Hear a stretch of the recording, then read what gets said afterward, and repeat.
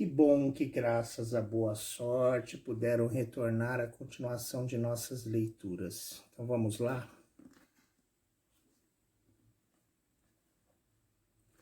271ª noite. Despertada por Dinazarda, Sherazade prosseguiu a história da noite anterior.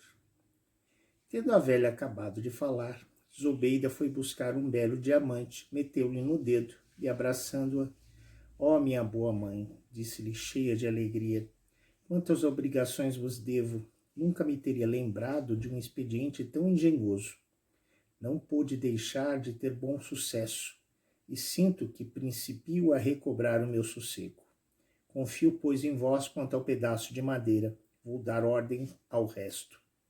O pedaço de madeira foi preparado com toda a diligência e levado pela velha ao quarto de Tormenta, onde ela o amortalhou como a um defunto, e o meteu num esquife que depois Mesru, que também caíra no logro, mandou conduzir ao lugar assinalado por Zobeida, sendo aí enterrado, com as cerimônias do estilo, entre choros que derramavam as mulheres da valida, das quais aquela que ministrara a limonada animava as outras com seus gritos e lamentações.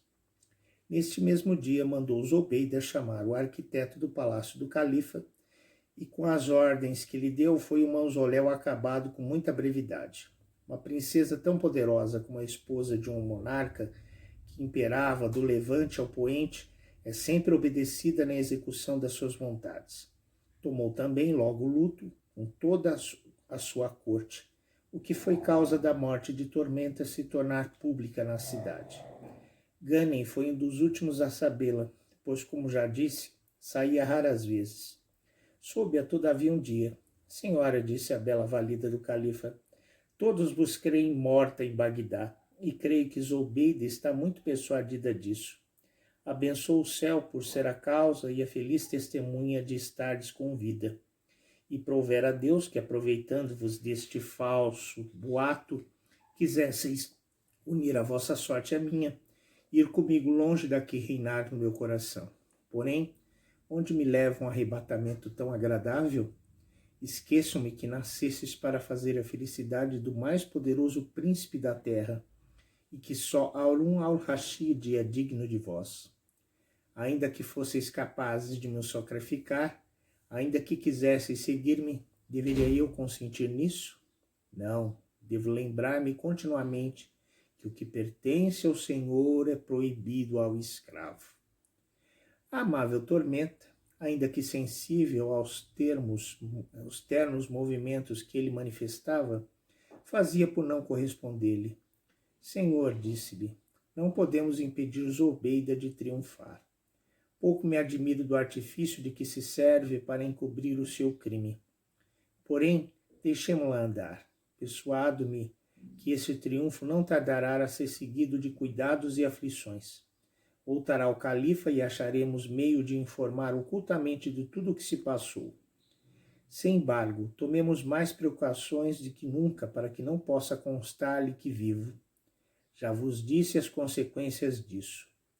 Ao cabo de 3 meses, voltou o califa para Bagdá, glorioso e vencedor de todos os seus inimigos, impaciente por ver Tormenta e por tributar-lhes os seus novos louros, entra no seu palácio. Admira-se de ver os oficiais que nele deixara todos vestidos de preto. Estremeceu sem saber porquê, e o seu pasmo aumentou quando, chegando ao quarto de Zobeida, a viu vir em seu encontro coberta de luto, assim como todas as mulheres da sua comitiva. Perguntou-lhe o motivo deste luto com muita agitação. Comendador dos crentes, respondeu Zobeida, tomei por tormenta, vossa escrava, que morreu tão repentinamente que não foi possível dar-lhe remédio algum. Ela queria prosseguir, porém o califa não lhe deu tempo. Fez-lhe tal impressão esta nova que soltou um grande grito, desmaiou depois nos braços de Jafar, seu vizir, que o acompanhava. Sem embargo, tornou a si bem depressa e com voz que denotava a sua extrema aflição, perguntou onde fora a sua querida Tormenta enterrada. Senhor, disse-lhe Zobeida, eu mesmo cuidei das suas exéquias e nada poupei para as fazer com toda a pompa. Mandei construir um mausoléu de mármore no lugar da sua sepultura. Eu vou conduzir-vos lá, se o desejares. O califa não quis que Zobeida tivesse esse trabalho e contentou-se em fazer acompanhar por Mesrur no mesmo estado em que esse se achava. Quando viu a essa coberta com um pano preto, as tochas acesas em roda e a magnificência do mausoléu, admirou-se de Zobeida ter feito as exéquias da sua rival com tanta pompa. E como fosse naturalmente desconfiado, suspeitou da generosidade de sua mulher e imaginou que podia sua amiga não estar morta, que Zobeida, aproveitando-se da sua longa ausência, a expulsara talvez do palácio, ordenando aos que se encarregaram de a conduzir que a levassem para tão longe que jamais se ouvisse falar dela. Não teve outra suspeita, pois não cria que Zobeida fosse tão má que tivesse mandado tirar a vida à sua valida. Para certificar-se da verdade, ordenou que se tirasse para fora essa e abrissem a cova e o esquife na sua presença. Mas logo que viu o pano que cobria o pedaço de madeira, não ousou passar a mais. Este religioso califa temeu ofender a religião, permitindo que se tocasse no corpo da defunta, e a esse escrupuloso receio cedeu o amor e a curiosidade. Não duvidou já da morte de Tormenta. Mandou fechar o esquife, encher a cova e repor a essa no estado em que estava. Crendo-se o califa obrigado a dar algumas demonstrações de sentimento no túmulo da sua valida, mandou chamar os ministros da religião, os do palácio e os doutores do Alcorão, e enquanto estavam ocupados em reuni-los, ficou no mausoléu, onde regou com suas lágrimas a terra que cobriu a forma da sua amante. Chegados que foram os ministros, pôs-se à cabeceira da e eles se colocaram em volta e rezaram longas orações, depois do que leram os doutores do Alcorão alguns capítulos. Fez-se a mesma cerimônia todos os dias pelo decurso de um mês, pela manhã e depois de jantar, e sempre na presença do califa, do grão-vizir Jafar e dos principais oficiais da corte. Todos vestiam de luto, assim como o califa, que em todo esse tempo não cessou de honrar com suas lágrimas a memória de Tormenta, e não quis tratar de negócios algum. No último dia do mês, as orações e a leitura do Alcorão duraram desde a manhã até o raiar do dia seguinte, e finalmente, estando tudo acabado, retirou-se cada qual para sua casa. Harun al-Rashid, fatigado de tão longa vigília, foi descansar no seu quarto e adormeceu num sofá, tendo consigo duas senhoras do palácio, uma sentada à cabeceira e outra aos pés do leito, as quais se ocupavam durante o seu sono em bordar e guardavam profundo silêncio. A que estava à cabeceira, e que se chamava Alva do Dia, vendo o califa adormecido, disse em voz baixa a outra senhora: Estrela da Manhã, pois assim se chamava, há muitas novidades.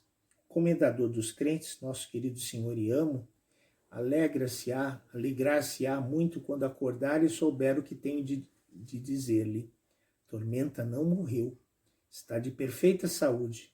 Meu Deus, clamou logo Estrela da Manhã, toda arrebatada de alegria. Será possível que a bela e agradável e incomparável Tormenta esteja ainda neste mundo? Estrela da Manhã pronunciou essas palavras com tanta força, em voz tão alta que o califa acordou. Perguntou por que tinham interrompido o seu sono. Senhor, replicou Estrela da Manhã, perdoai-me esta indiscrição. Não pude saber sossegadamente que ainda vive Tormenta. Senti um arrebatamento que não pude conter. Então, o que é feito dela? Disse o califa, se é verdade que não seja morta. Comendador dos crentes, respondeu a Alva do Dia, recebi esta tarde de um homem desconhecido um escrito sem assinatura, mas da própria mão de Tormenta, que me dá a saber a sua triste aventura e me ordena que vos informe dela.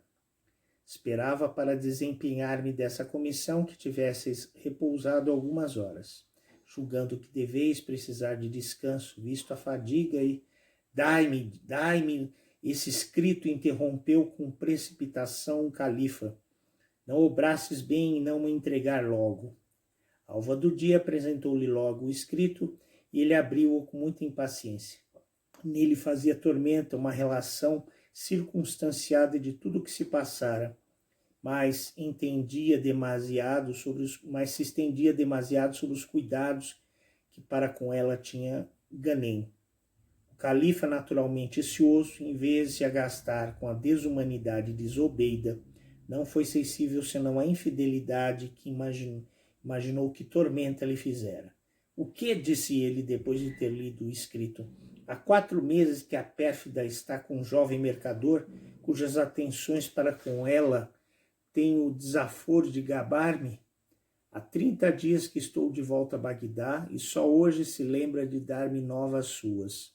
Ingrata, enquanto passo os dias a chorá-la, ela os passa a trair-me. Vamos, vinguemo-nos desta infiel e do mancebo atrevido que me ultraja. Proferidas essas palavras, levantou-se e entrou numa grande sala onde costumava deixar-se ver e dar audiência aos senhores da sua corte. Abriu a primeira porta e logo os cortesãos que esperavam esse instante entraram. Apareceu o vizir Giafar e prostrou-se perante o trono, onde o califa estava sentado. Levantou-se depois e ficou em pé perante seu amo, que lhe disse em tom de quem queria ser obedecido prontamente: Giafar, a tua presença é necessária para a execução de uma ordem importante de que vou encarregar-te. Leva contigo 400 homens da minha guarda. Informa-te primeiramente onde mora um mercador de Damasco chamado Ghanem, filho de Abu Aibu. Quando souberdes, vai à sua casa e manda arrasá-la até os alicerces. Mas assegura-te primeiro da pessoa de Ghanem e traze-me aqui com Tormenta, minha escrava, que com ele mora há 4 meses. Quero castigá-la e dar um exemplo no temerário que teve a insolência de faltar-me ao respeito. O grão-vizir, depois de ter recebido esta ordem, fez uma profunda reverência ao califa, pondo a mão na cabeça para denotar que queria antes perdê-la do que não obedecer-lhe, e saiu. A primeira coisa que fez foi mandar perguntar ao síndico dos mercadores de estofos estrangeiros e de panos finos novas de Ghanem, com ordem sobretudo de informar-se da rua e da casa onde morava. O oficial a quem deu esta incumbência referiu-se logo que havia alguns meses que Ghanem raras vezes aparecia e que ignorava o que pudesse detê-lo em casa, se nela estivesse. O mesmo oficial informou-o também do sítio onde morava Ghanem e até do nome da viúva que lhe alugara a casa. Com esses avisos, aos quais podia dar inteiro crédito, Giafar, sem perder tempo, pôs-se a caminho com os soldados que o califa lhe ordenara que eu levasse consigo. Foi à casa do juiz da polícia, quem obrigou a acompanhá-lo, e seguido de grande número de pedreiros e carpinteiros, que levavam as ferramentas necessárias para arrasar uma casa, chegou diante da de Ghanem. Como fosse separada das outras, dispôs os soldados em volta para que o mercador não pudesse fugir. Percebendo que já era dia, cessou de falar Sherazade, prosseguindo na noite seguinte. Puxa vida, depois de tanto zelo, de tantos cuidados, será que Ghanem será punida ao invés de Zobeida, que tentou matar Tormenta? Será que eles conseguirão se explicar? Será que a ira do califa será aplacada? Veremos na continuação dessa história amanhã. Aguardo todos vocês. Alabei.